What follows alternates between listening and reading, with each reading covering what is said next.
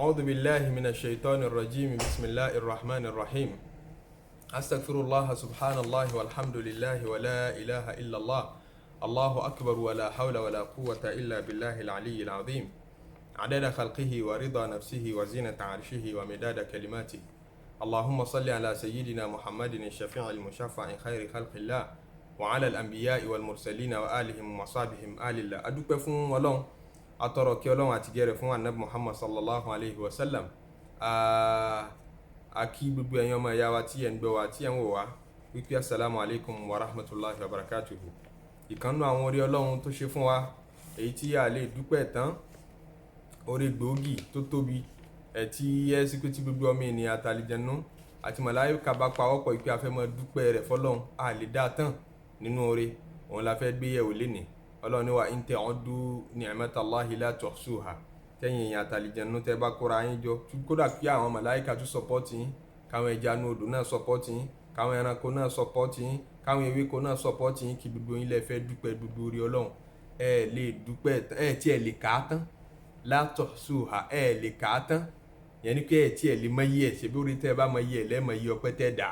ẹ tí ẹ mọ iye orí àìmọ iye orí la ṣe fún yín tẹ́ tí ẹ mọ ipò orí ni àìmọ iye orí lọ́lọ́run ṣe nú ọ̀rọ̀ rẹ tó tí ẹ mọ ipò Ọlọ́run ṣorí kankan fún ọ ká tó wá pé tó bá mọ iye tí gbogbo ẹ jẹ́ mélòó ló fẹ́ ọpẹ́ mélòó ló fẹ́ dá tí ó kà á gbogbo orí tọ́lọ́run ṣe fún ọ. Ọba tó ṣe orí mèremère fún wa là ń dúpẹ́ lọ́dọ̀ rẹ̀. Èyí gbòógì nínú àwọn orí tó ṣe fún wa la fẹ́ gbé yẹ̀wò lénìí. Orí Annabi sallallahu alayhi wa sallam ń pò tiẹ̀ fà Annabi ránṣẹ́ sí wa.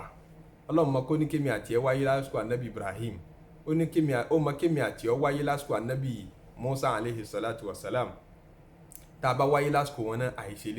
eléríire náà láàjẹ tá a bá tẹ̀lé wọn. Àmọ́ wá ṣàwálẹ́sà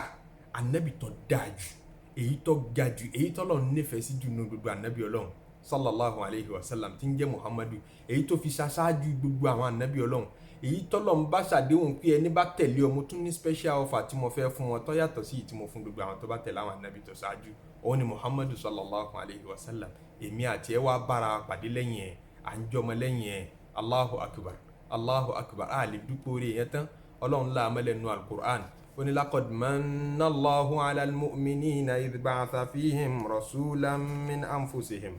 yatlu alayhim ayatihi wa yuzakkihim wa yu'allimuhumul kitaba wal hikmata wa in kanu min qablu láfi dalalin mubin. Ọlọ́run ní oore tí mo ṣe fẹ́yìn mùmínì ọ̀pọ̀ gan-an tẹ́ ẹ bá mọ núrò.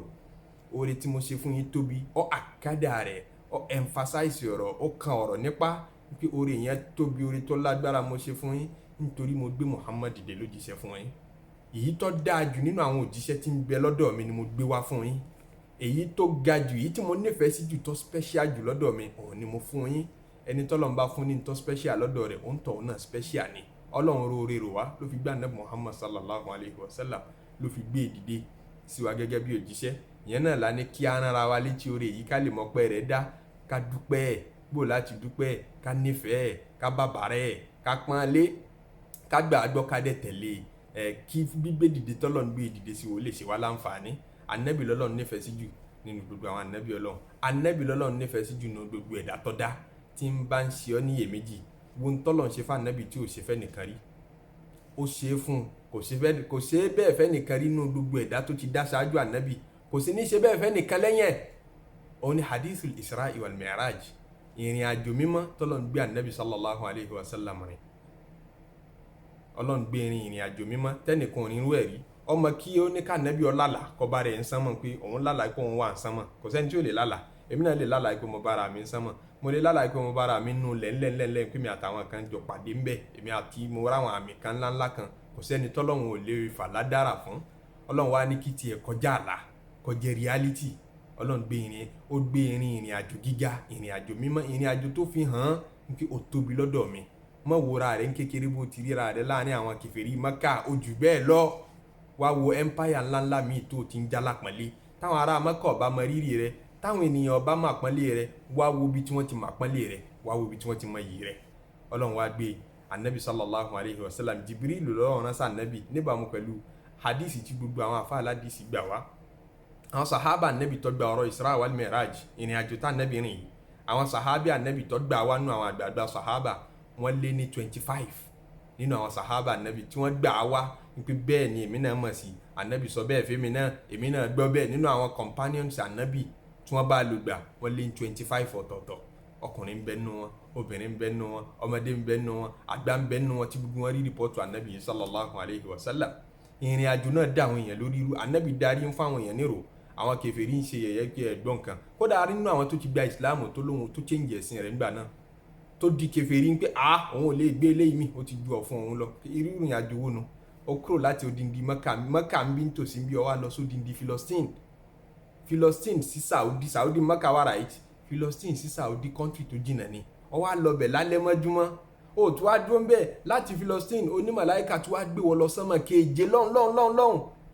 èmi ò lè gbé eléyìí mi mò ń gbádùgbò yòókù gbọ́ yìí lè gbé eléyìí gbọ́ ó di kèfèrí straight ara àwọn tó di kèfèrí àwọn tí ò di kèfèrí ara àwọn tí ò tètè gbà gbọ́ tí gbogbo wọn dákẹ́ sí àti gbélé gbọ́ kò tó ara Abubakar Siddiq kété tóun gbọ́lẹ̀ kan náà lónìí mo ti gbà gbọ́ n ti ń sọ̀rọ̀ Ọlọ́run fún mi tipẹ́tipẹ́ tí ń gbà eléyìí ó sì wá difficult fún mi àti gbàgbọ́ àwọn yẹn sì ń ṣe iyèméjì ọ̀rọ̀ Isra al-Miraj ní ti ń sọ̀rọ̀ yìí tí ń dàrú mọ́ wọn lọ́wọ́ pé bó ló ṣe possible Ọlọ́run fi pọ́n Ànábì lé ní níjọ́ tínú rẹ̀ ń bàjẹ́ tíyàwó rẹ̀ kú Abu Talib ẹ̀gbọ́n bàbá rẹ̀ tí ń ṣúgbà rẹ̀ tí ń sọpọ́tì rẹ̀ sọpọ́tà tó ní Mẹ́kà tí ò jẹ́ kí tí ń dìfẹ́ndì ẹ̀ tí wọ́n jẹ́ kí wọ́n pa ọdún kan náà àsìkò kan náà làwọn méjèèjì kú sí ìbànújẹ́ yẹn wá lágbára fún Ànábì sallallahu alayhi wa sallam lọ́lọ́run wá fìyẹn dùn Ànábì nù pé wá wo bó ti tó lọ́dọ̀ mi Ànábì dé Jerusalem níbi tí Jibrilu kọ́kọ́ mú lọ táǹpẹ̀ ní Baitul Maqdis ní ilẹ̀ Philistine Ànábì bá rẹ̀ níbẹ̀ mọ́ṣáláṣí tí ń bẹ́ẹ̀ Ànábì yẹn náà fìlà rákà méjì nínú hadisi Anasi tó gbọ́ lẹ́nu àwọn àgbààgbà sahaba nígbà tá Ànábì yẹn náà fìlà rákà méjì tán bẹ̀ Ànábì nígbà tí ó yàn a rí nínú àwọn rìwáyà tùmí tó sọ fún wa tó dẹ̀ fẹsẹ̀ múlẹ̀ pé òun àtàwọn Ànábì Ọlọ́run wọn jọ yẹn náà fìlà náà òun àtàwọn Ànábì gbogbo àwọn Ànábì Ọlọ́run tọ́lọ́run ti rán pátá gbogbo wọn tó lẹ́yìn ẹ̀ tí wọ́n á ní ká Ànábì tọ́lọ́run rán sáwà tó dé gbẹ̀yìn pé kó sì máa mú fa wọn Ànábì tèmi àti ẹ̀ wà lẹ́yìn ẹ̀ tá à ń tẹ̀lé òun ni gbogbo àwọn Ànábì Musa Ànábì Ibrahim bọ́n ti súnmọ́ Ọlọ́run tó òun ni wọ́n ní kó sì máa mú fa wọn torí òun lọ́lọ́run yọ́nú sí jù òun lọ́lọ́run nífẹ̀ẹ́ sí jù iyì rẹ̀ lọ́dọ̀ Ọlọ́run gbogbo wọn ò mọ̀ pín ẹ̀ wọ́n àti ẹ̀ mọ́ bí ó dé Allahu Akbar Ànábì gba yìí ń bẹ̀ Ànábì wá kúrò níbẹ̀ ọ̀n lọ sánmọ̀ bí tí ń dé sánmọ̀ kankan wọ́n ń ṣílẹ̀kùn ọbẹ̀ fún àwọn màláíkà bẹ̀ ń kí i káàbọ̀ gbogbo àwọn ẹ̀dá tí ń bẹ́ẹ̀ ń kí i káàbọ̀ àwọn Ànábì Ọlọ́run tí ń bẹ́ẹ̀ ń kí i káàbọ̀ títí tó fi dé èyí tó ga jù nínú sánmọ̀ ó wá dé ibì kan wọ́n ń pè ní Sidratul Muntaha kí n máa gé ìrìn àjò náà kúkúrú torí ìyà Ànábì tá a bá fẹ́ sọ àlè sọ tán o akọni kan ní mujiza Muhammad ọkọ̀ jantẹ nìkan lè sọ ká sọ díẹ̀ níbẹ̀ fálẹ̀ ọmọ Ànábì ni wọ́n gbé dé ibì kan tá ń pè ní Sidratul Muntaha al-Qur'an kọ̀nfàmù pé nígbà tó débi igi ńláńlá kan igi àràbà igi àmì igi tó tóbi wọ́n ní títóbi rẹ̀ ju ayé gan rí ilẹ̀ tá a wà yìí lọ ó débi igi náà ẹsẹ̀ igi náà ẹsẹ̀ ọ̀tún ẹsẹ̀ òsì rẹ̀ àlìjẹ́nà ní bẹ́ńbẹ́ àwọn àlìjẹ́nà tọ́lọ́run ń ṣe ládéhùn fún gbogbo ẹni rẹ̀ ń bẹ ẹsẹ̀ igi lọ́wà kí odindi àgbáyé ni igi náà àgbáyé tún ń bẹ lábẹ́ igi náà tóun náà tún tóbi káàkiri torí igi náà ni ẹ̀dá tó kẹ́yìn nínú gbogbo ẹ̀dá tọ́lọ́run dá gbogbo tọ́lọ́run dá pátápátá sí sánmọ̀ al-alamul uluwi àgbáyé tó ga àti al-alamus sufliyu àgbáyé tó rẹlẹ̀ bí àgbáyé táwa wà yìí gbogbo ẹ̀ pátápátá ibi tó ẹ̀ǹdì sí òpin gbogbo ẹ̀dá tó ti wá kan adẹ́dá Allahu Akbar igi yẹn ni ó jẹ́ tó demarcate àárín ẹyin adẹ́dá àti gbogbo ẹ̀dá tọ́lọ́run dá igi yẹn lọ́kàyìn náà fi ń pè ní Sidratul Muntaha Ànábì débẹ̀ o Ànábì débẹ̀ nígbà tá Ànábì bá ìrìn àjò débẹ̀ ní Jibril ló ń sọ fún Ànábì pé ibi èmi lè rin ìrìn àjò mọ́ ni mo dé yìí ẹ̀dọ́ Ọlọ́run kan ò débi kọkọjá abírí Ọlọ́run ọ̀dá ẹ̀dá kan torí ibi tí gbogbo ẹ̀dá lè parí sí ni nǹkan Ọlọ́run ń dẹ̀dá ẹ̀dá gbogbo ìrìn àjò ẹ̀dá pátápátá parí síbí níbi igi yìí Ànábì wá débẹ̀ nígbà tí Jibril ò lè lọ́mọ Ànábì ṣẹ̀ṣẹ̀ wá move above ó tún lọ síwájú fọ́dà Allahu Akbar tí ń túmọ̀ sí pé ẹ̀dá l'Ànábì àmọ́ special nínú gbogbo ẹ̀dá àti ọ̀bá special ní kí lójú ó lè kọjá boundary tí gbogbo ẹ̀dá ò lè tí wọ́n lè break tí wọ́n lè breach yẹ Allahu Akbar Ànábì wá débẹ̀ Ọlọ́run ní laqad ra'a min ayati rabbihil kubra a fi nínú àwọn àmì Ọlọ́run tó tóbi jù tẹ́nu onílé ròyìn tán ńlá fi hàn Ànábì Muhammad sallallahu alayhi wa sallam Ànábì ní mo rí igi tán pè ní Sidratul Muntaha ó ní kò sí ẹ̀dọ̀ Ọlọ́run fama ahadun min khalqillahi yastati'u an yan'ataha kò sí ẹ̀dá Ọlọ́run tó lè ròyìn igi yẹn, òun ò lè ròyìn ẹ̀. Igi àmì ńláńlá ni òun ò tiẹ̀ mọ̀ bó wọn ti ròyìn ẹ̀ min husniha, níbi tí igi náà dáadé. Ẹ̀yìn igi náà òun kọjá ibi tí igi náà wà lọ́lọ́run ṣẹ̀ṣẹ̀ wá ń bá wọn sọ̀rọ̀ lóhùn àtọ́lọ́run nìkan tí ò ṣẹ̀dá kankan bẹ̀ mọ́. Atẹ́gùn tẹ́ ń wò yẹn ẹ̀dá ni, kò sátẹ́gùn bí tá à ń sọ yìí. Òrùn tẹ́ ń wò yẹn ẹ̀dá ni, inú eré ilẹ̀ tiwa yìí tiẹ̀ lọ́wọ́ wà àtòṣùpá. Ànábì ti àbóvu gbogbo ń tán pè lẹ́dà pátápátá. Ṣé ti wá rí bó ti tó lọ́dọ̀ Ọlọ́run? Ṣé rí iyì àtàpọ́nlé tọ́lọ́run ò ṣe fẹ́ nìkan, kò dẹ̀ ní ṣe fẹ́ lómi lẹ́yìn ẹ̀. Ànábì Muhammad nìkan ló ṣe é fún. Lakọrin kan ní lórí tó fi ní maqamun, àyè tá Ànábì wà níjọ́ títí ń bọ́ lọ́hùn sọ̀rọ̀ tó ti kọjá gbogbo bí tẹ́dá wà pátápátá tó wá kó wọn àtàdẹ́dá àti bí tẹ́dá kan ò dé rí ní àgbáyé adẹ́dá nìkan. Maqamun, àyè kan ní ládà sidratil muntaha, láyè tán pè ní sidratu ibi igi sidratul muntaha. Lè ahamada la shakka lil Mustafa, òun nìkan ló ní. Ẹ̀dá kan ò tún lè débẹ̀, ẹ̀dá kan ò lè ní access síbẹ̀. Maqamun wa ta'alahi ma mithluhu fa'awha ilayhi shadidul quwa. Ìbẹ̀lẹ̀ Ànábì wà tọ́lọ́run ti bá a sọ̀rọ̀ tó fi wá fi ń tọ́lá pọ́nlé ju ìran wákàtí márààrún tó fi wá fi lé lọ́wọ́ gẹ́gẹ́ bí gift mọ̀ọ́mọ́ lọlé. A bá fẹ́ ka iye Ànábì àlè ká tẹ́ ẹyọ kan láṣẹṣẹ sọ̀rọ̀. Ànábì ní kuntu nabiyyan, èmi ti ń jẹ́ Ànábì. Wa Adamu munjadilun fi tinatihi, kódà Ádámù ò tí ì di ẹ̀dá, wọn àti ìdá bàbá wa tí ń jẹ́ Adam, wọn àti ìdá àkọ́kọ́ ẹ̀dá, àkọ́kọ́ ènìyàn, wọn àti ìdá wa sáyé tèmi tí ń jẹ́ Ànábì Ọlọ́run. Àbí àwọn ẹ̀dá wa mi ní wa Adamu bayna ruhi wal jasadi, Ádámù ò tí ì di abaranjọ́ náà tèmi tí ń jẹ́ Ànábì Ọlọ́run ọba. Allahu akbar. Ẹ̀gbà wa àdìsí náà Mọ́mú Ahmad gbà wá nu Musnad àti Tirmidhi, àwọn àfa aládìsí jiyàn sí, àwọn kan ló fẹsẹ̀ rinlẹ̀, àwọn kan ní ó fẹsẹ̀ rinlẹ̀. Ìyè Ànábì pọ̀ kọjá ń tá a lè kà tán. Nínú iyì tọ́lọ́run ṣe fún òun ni pé ó ní kí ọjà ṣáájú fún gbogbo àwọn Ànábì Ọlọ́run táwa gbà pé wọ́n dáa jù nínú gbogbo ẹ̀dá. Aṣáájú ni gbogbo wọn mọ̀ sí. Tá Ànábì fún rẹ̀ ń sọ fún Umar radiyallahu ta'ala anhu nígbà tó bá tí wọ́n mọ̀rù mú àtàwọ́rá ìwé Ànábì Mùsá tó gbà lọ́wọ́ àwọn Júù, ìyẹn májẹ̀mú láíláí tí ń mú àwọn kọ́pì kan bẹ̀ káàkiri. Ìwé wo ní ń bẹ lọ́wọ́ rẹ̀? Ó náwọn kọ́pì kan tó ń rí lọ́dọ̀ ọ̀rẹ́ òun Yẹhudi kan tó ń fẹ́ kà á wò. Ànábì ní kí ló fẹ́ kà ń bẹ̀? Kí lè tó tún níyàn tó ń dọ̀kà láàmú? Kí ló rí lára ọkà tó tún fi ń da ọkà láàmú lẹ́yìn tó ti níyàn? Tí Mùsá bá ń bẹ láyé ni Ànábì Mùsá tó fẹ́ kàwé tọ́lọ́run fi ránṣẹ́ sí yìí, ìyẹn èyí tó bá tiẹ̀ correct ń bẹ̀ tó jẹ́ tà Ànábì Mùsá gangan, tó fẹ́ kàwé rẹ̀ yìí tí ń bá ń bẹ láyé lénìí kò ní tí ó ṣe ju kó tẹ̀lé mi lọ, kò ní tí ó ṣe ju kó jẹ́ kan nínú àwọn mẹ́mbà àlùmọ̀ mi lọ, companion mi ní ó jẹ́.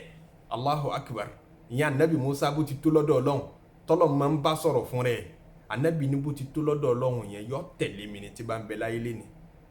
Ọlọ́run Ànábì sallallahu alayhi wa sallam lọ́lọ́run gbé mẹ́sẹ̀jì tó ju gbogbo mẹ́sẹ̀jì lọ fún. Mẹ́sẹ̀jì gbogbo àwọn Ànábì Ọlọ́run tó ṣáájú rẹ̀, àwọn ìjọ wọn nìkan lọ́lọ́run máa rán wọn sí. Muhammad nìkan lọ́lọ́run rán sí gbogbo ayé, ọ̀ràn séèyàn. Kódà Ànábì tún jíṣẹ́ fálìjànnú. Bẹ́ẹ̀ ni Ànábì jíṣẹ́ fálìjànnú, Qur'an confirm ẹ̀ ló fi ní wa ma arsalnaka illa rahmatan lil alamin. Àrán wọ Muhammad bí èsè ń pé kó lè jẹ́ ìkẹ́ fún gbogbo ayé pátápátá, àgbáyé èèyàn, àgbáyé ẹranko, àgbáyé àlìjànnú. Ànábì jíṣẹ́ fáwọn ẹranko. Bẹ́ẹ̀ ni Ànábì jíṣẹ́ fáwọn ẹranko. Kódà Ànábì a máa bá òkúta sọ̀rọ̀. Ànábì a máa bá òkúta sọ̀rọ̀. Gbogbo wọn yẹn pọ̀ nínú síra Muhammadu sallallahu alayhi wa sallam tá a bá ní ká máa tẹnu bọ̀ àní sọ̀tán. Ànábì sallallahu alayhi wa sallam Ọlọ́run wá tijú rẹ̀, kéèyàn dẹ́dà kó tún máa tijú ẹ̀. Kódà àwọn ọmọ tá a bí tẹ́ bá ròbí tí ń tijú ọmọ, àwọn èèyàn ọmọ nífẹ̀ẹ́ ọmọ yìí púpọ̀ ló tún tijú ọmọ bíbí inú ara rẹ̀ báyìí ló ń tijú ẹ̀. Ọlọ́run tijú Ànábì, ẹ̀dá lásán ni. Muhammadun basharun wa laysa kal bashari, ẹ̀dá lásán ni. Àmọ́ tó ti bẹ́ ọba tó dá kàn án dá débi tí ń tijú ẹ̀, ń tún bọ̀wọ̀ ẹ̀, ń bàbà rẹ̀. Ẹni bá dẹ̀ lóhun fẹ́ ká Ànábì lábùkù, Ọlọ́run ó bínú sún tọ̀ ń torí ẹni tọ́lọ́run nífẹ̀ẹ́ ló fẹ́ kọ̀yìn sí. Ànábì sallallahu alayhi wa sallam Ọlọ́run tijú ẹ̀ débi pé kèé fẹ́ lakọ mọ́ lérí. Nínú gbogbo Qur'an tọ́lọ́run bá ń communicate Ànábì, gbogbo Qur'an sì ní èyí tó pọ̀ jù ń bẹ Ànábì lọ́lọ́run communicate àwa through Ànábì sallallahu alayhi wa sallam. Ọlọ́run máa sọ pé yá ayyuhan nabi, mo pè wò jíṣẹ́, mo pè wá Ànábì. Báwa náà ti máa ń pè ní Ànábì. Ẹ̀ríkà kì í sábà dákọ̀ rẹ̀ pé Muhammadu, Ànábì là á sábà máa pè láti fi ṣe ládàbí pẹ̀lú ẹ̀. Ọlọ́run náà Ànábì ní sábà pè. ìmọ̀ ń sábà pè ní Annabiyu àbí kó pè ní ar-Rasul the messenger nìtumọ̀ ẹ̀ yóò wẹ́n alladhina yattabi'una an-nabiyya al-ummiyya ar-rasul an-nabiyya al-ummiyya kò ní alladhina yattabi'una Muhammadan àwọn tó ń tẹ̀lé Muhammadu kì í lákọ̀ mọ́ lérí àwọn àyè márùn péré la rí nínú Kùránì bí Kùránì ṣe tó yẹn tọ́lọ̀ ti dáko ẹ̀ ó dẹ̀ fi ṣe yìí ní pé tí Kùránì bá ẹ̀ǹdì báyìí tá a dáko ẹ̀ rárá ẹlòmíì ò tún ṣe èméjì ń pé ó kọ ẹni tá a fi iṣẹ́ yìí gan-an kò tiẹ̀ fújọ rárá nínú mẹ́sẹ̀jì yìí ńlá fi wá dáko ẹ̀ láyè bíi márùn Ànábì Ọlọ́run tún wá dáko rẹ̀ tán kété tó bá ti dáko rẹ̀ tán yóò tún fi rọ̀ṣúlù kún pé rọ̀ṣúlù yóò tún jáde lẹ́ẹ̀kan náà Allahu akbar iyì àtàpọ́nlé lọ́lọ́run fi ṣe fún Ànábì Ọlọ́run wá ń sọ fún pé inna fatahna laka fathan mubinan àti sí ìṣípayá fún a ní kí gbogbo ayé ọmọ rọrùn báyìí àwọn èèyàn ti ń wọnú ẹ̀sìn tó mú wá a ṣe bẹ́ẹ̀ liyaghfira laka Allahu ma taqaddama min dhanbika wa ma ta'akhkhara gbogbo ẹ̀ṣẹ̀ rẹ tó ti kọjá àti foríjìn mọ́ ti ẹ̀rọ mọ́ nípa pé o lẹ́ṣẹ̀ kan wájú àwọ̀ lọ àti foríjìn gbogbo àṣìṣe rẹ wa ma ta'akhkhara látẹ̀ní lọ gbogbo èyí tó bá tún ṣe náà àti foríjìn kalẹ̀ kó o tó ṣe Ọlọ́run ò sọ bẹ́ẹ̀ fẹ́ dákan rí Ọlọ́run ò ṣe bẹ́ẹ̀ fẹ́ dákan rí ìyẹn ló fà tó bá dijọ́ àlùkìyámà nígbà tí gbogbo ẹ̀dá bá dààmú nínú àdìsí tó fẹsẹ̀ rinlẹ̀ abáníyàmọ̀ kó ti gbogbo àdìsí fún wa ọjọ́ lọ àdìsí tó fẹsẹ̀ rinlẹ̀ tí gbogbo ọlọ́mọ kí ó ti mọ̀ àdìsí ìṣìpì Ànábì sallallahu alayhi wa sallam Imam Bukhari gbà wá Imam Muslim gbà wá gbogbo àfa aládìsí ti gbà àdìsí wa wọ́n gbà wá tá a bá dààmú níjọ́ àlùkìyámọ̀ tá a mọ̀ ibi tá a gbọ́rọ̀ wá gbà wọ́n níjọ́ tí oòrùn ó sọ̀kalẹ̀ tí oòrùn náà lágbára tí ó wà látàrí ọmọ ènìyàn àwọn àdìsí kan sọ fún wa pé a lo àìmọye ọdún kódà mí ni a lo 70 years tọ́lọ́wọ̀n ò ní ti bẹ̀rẹ̀ ìdájọ́ ọkàn sì gbé wa dìde nínú sàárè lásán tí kálukú ń dààmú a máa dààmú débi pé àtẹ̀ máa sọ pé ọlọ́kọ́lọ́ ti ẹ̀ ṣe ṣírò kọ́mọ náà wọ́nà kọ́mọ àlìjẹ́nà wà àlìjẹ́nà ìdààmú yìí ti pọ̀ jù wàhálà tá à ń rí bí yìí ti pọ̀ jù àwọn àlọ́ máa bá gbogbo àwọn ànábì Ọlọ́run àlọ́ bá ànábì Adam torí pé òun ni àgbà gbogbo ànábì òun la ṣáájú gbogbo ẹ̀dá òun ni bàbá tó bí gbogbo wa tọ́sẹ̀ wálẹ̀ ànábì Adam báwa bẹ Ọlọ́run ọba báwa bá Ọlọ́run ọba sọ̀rọ̀ kó tiẹ̀ ṣe ṣírò kó jẹ́ kọ́mọ náà wọná kọ́mọ àlìjẹ́nà wà àlìjẹ́nà ànábì Ádámù sọ pé ha mi ò lè bọ́lọ̀ sọ̀rọ̀ lénìí mi ò lè súnmọ́ Ọlọ́run lénìí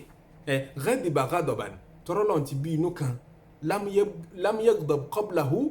mithlahu qat Ọlọ́run ò bírù bínú tó bí lénìí yìí tó fẹ́ ṣèṣirò yìí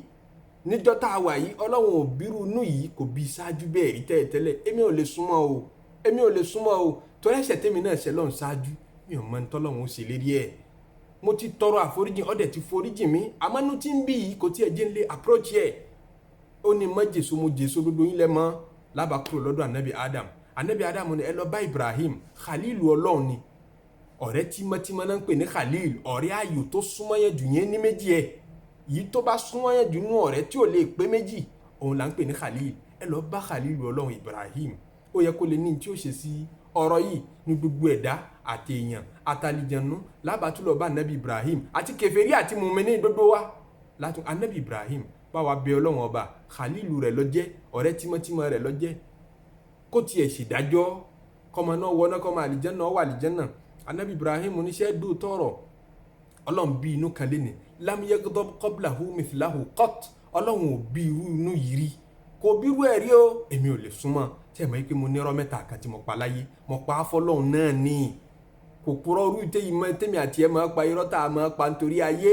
kò pa ó pa irọ́ láti fi ṣúgbẹ́ ọmọlúwàbí láti fi ṣúgbẹ́ ẹ̀sìn ó ní tó bó ṣe fúyẹ́ tó bó ṣe kéré tó yẹn náà ń tì mí lójú mi mọ̀ bí mo ṣe lè approach Ọlọ́run lẹ́nìí nafsi eré ara mi ní ń dù ẹ̀ lọ́ọ́ bá Nábì Mùsá tètè lọ́lọ́mọ bá wọn àti nígbà tí ń bẹ láyé Ọlọ́run bá Nábì Mùsá sọ̀rọ̀ direct láyàn áńgẹ́lì kankan sí ó yẹ kó lè rọ́lọ́run bá sọ̀rọ̀ lẹ́nìí lábàtí lọ́dọ̀ Ànábì Mùsá alayhi salatu wa salam Ànábì Mùsá bá wa ṣe nǹkan sọ̀rọ̀ yìí bá wa bẹ lọ́hùn wàhálà yìí pọ̀ ìdààmú yìí pọ̀ kọ́mọ náà wọná kọ́mọ àlìjẹ́nà wà àlìjẹ́nà kí kálukú tiẹ̀ mọ́bi tó wọ́n lọ kọ́lọ́hún ṣèdájọ́ Ànábì Mùsá ní Ọlọ́run bínú kan léni kó bírú ẹ̀ rí o èmi náà lè súnmọ́ o ṣe é mọ̀ yìí pé njọ́ tí ń bẹ láyé mo ṣe é ṣe pààyàn ibi tí n ti ń lajà èèyàn kú mọ́ mi lọ́wọ́ mo tọrọ àforíjì Ọlọ́run lòun foríjì mi àmọ́nú tí ń bí lé níyì kò jẹ́ kí n mọ tí ń ṣe o kò jẹ́ mọ tí ń ṣe nafsi èmi náà ń du teri ara mi ní bẹ́ẹ̀ tí ń wò mí yìí èmi náà ń du teri ara mi ní ẹ lọ́ọ́ bá Ìsá àdọ́dọ̀ Ànábì Ìsá alayhi salatu wa salam ìyẹn Jésù tábà dọ́dọ̀ Ànábì Ìsá Jésù òun náà bá tún ní èmi kọ́ lè wá bá lastu laha ọ̀rọ̀ yìí sọwọ́ mi lọ́wọ́ ó ti lẹ́ni tọ́rọ̀ yìí wà ẹ lọ bá Muhammadu sallallahu alayhi wa sallam òun lọ̀rọ̀ yìí ń bẹ lọ́wọ́ ẹ̀ tabadọ́dọ̀ anabi ó ní bẹ́ẹ̀ ni ana laha ọ̀rọ̀ ọwọ́ mi lọ̀rọ̀ yìí wà ana laha èmi mo lè ṣe é ana laha èmi mo lè bá a sọ̀rọ̀ èmi mo lè ṣìpẹ̀ lẹ́nu kò sẹ́ni tó lè ṣìpẹ̀ kò sẹ́ni tó lè súnmọ́ lànàbí ọba lọ forí balẹ̀ síwájú ọlọ́run yóò máa lọ bẹ lọ́hùn yóò máa lọ tọrọ anabi ní tóun ó wí níjọ́ náà òun ò tí ì mọ̀ ọlọ́run yóò kọ́ òun ní tóun ó fi kí ọlọ́run tóun ó fi sàá níjọ́ náà òun máa kí òun máa sàá ní mẹ́sàn-án mẹ́wàá lọ́lọ́run máa sọ fún anabi pé ya Muhammad ishfa tushafa ó yá ṣìpẹ̀ àgbà ìpẹ́ rẹ̀ Allahu akbar ishfa tushafa máa ṣìpẹ̀ àgbà ìpẹ́ rẹ̀ wọ́n àlùtọ̀ọ̀tọ̀ béèrè ń tọ́ bá fẹ́ dúdú ẹ̀ láyọ̀ǹda fún ọ lẹ́ni ìwọ nìkan náà ló lè bá wa sọ̀rọ̀ wọn náà nìkan ló kù tó tún lè bá wa sọ̀rọ̀ lẹ́ni Allahu akbar Allahu akbar anabi yẹn lèmi ń tẹ̀lé anabi yẹn ni wọn náà ń tẹ̀lé kọ́lọ̀ ṣe wá ní ọmọlẹ́yìn anabi rere Allahu akbar ọlọ́run daṣọ ìbò wa bushara lana ma'ashara al-islam gbogbo àwọn ọmọ mùsùlùmí ẹ̀jẹ̀ akira wa kú rire inna lana min al-inayati ruknan ghayra munfasimin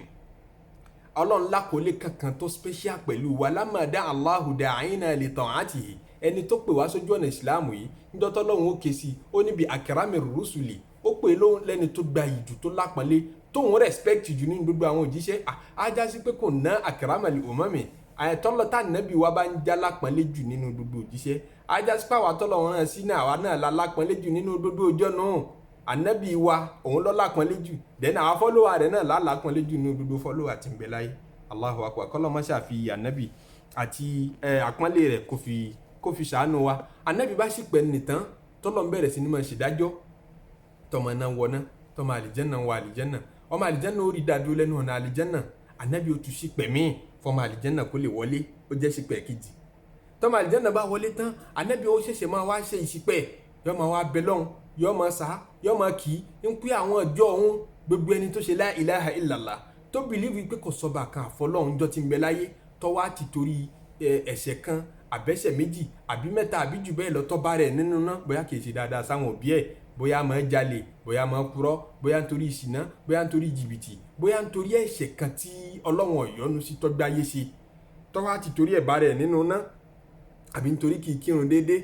ànábì ọmọ wa ṣìpẹ̀ dúdú wọn Ọlọ́run máa ní ọ̀yá kó gbogbo ẹni tó bá ní la ilaha illallah lọ́rùn ẹ̀ máa kó wọn jáde Muhammad ti ṣìpẹ̀ wọn ẹ̀ máa kó dúdú wọn jáde iyì ni àpọ́nlé ní fànẹ́bì tọ́lọ́run ò ní ṣerú ẹ̀fẹ́ dá kankan kò ṣe é fẹ́ nìkan ṣáájú ẹ̀ kò dẹ̀ ní ṣe é fẹ́ lómi Ọlọ́run àlùbáríkà ànẹ́bì jó mọ̀ wá dàrú Ọlọ́run já nífẹ̀ẹ́ ànẹ́bì já lè tẹ̀lé bó ti tó àti bó ti yẹ Ọlọ́run wọlá bó ti nífẹ̀ẹ́ rẹ̀ tó tẹ́nìkan ọmọ ibi tí ìfẹ́ náà tó parí sí Ọlọ́run wọlá yí rẹ̀ lọ́dọ̀ rẹ̀ wọlá àpọ́nlé rẹ̀ lọ́dọ̀ rẹ̀ wọlá bóun náà ti máa ń pọ́n Ọlọ́run ọba náà lé toró òun náà kọ́yán rẹ̀ kéré o bó ti máa ń pọ́n òun náà lé lòun náà ń pọ́n ọ náà lé bó ti ń tijú ẹ̀ lòun náà ń tijú wọ Ọlọ́run ọba Ọlọ́run wọlá bó ti tijú ẹ̀ tó wọlá bó ti nífẹ̀ẹ́ rẹ̀ tó wọlá bó ti bàbára rẹ̀ tó wọlá àpò rẹ̀ lọ́dọ̀ ọwọ́ Ọlọ́run tó gbéga Ọlọ́run má ṣàfi ṣe dáadáa fún gbogbo wa tiwa lọ́mọ lẹ́yìn ànábì rere já lè nífẹ̀ẹ́ já lè tẹ̀lé wọlé ọlá já lè tẹ̀lé wọlé ọlá ẹni ní jímọ̀ ẹja rántí pé ẹni ní jímọ̀ ká ṣe gbogbo iṣẹ́ ẹjọ́ jímọ̀ Ọlọ́run má ṣàṣe ní ìrọ̀rùn fún wa ká suratul káfí ká tètè lọ jímọ̀ ká ṣàṣàlátù kọ́pọ̀ fún ànábì sallallahu alayhi wa sallam ìyẹn la ní ká fi rárá wa létí lẹ́ni subhana rabbika rabbil izzati amma yasifun wa salamun ala al-mursalin walhamdulillahi rabbil alamin.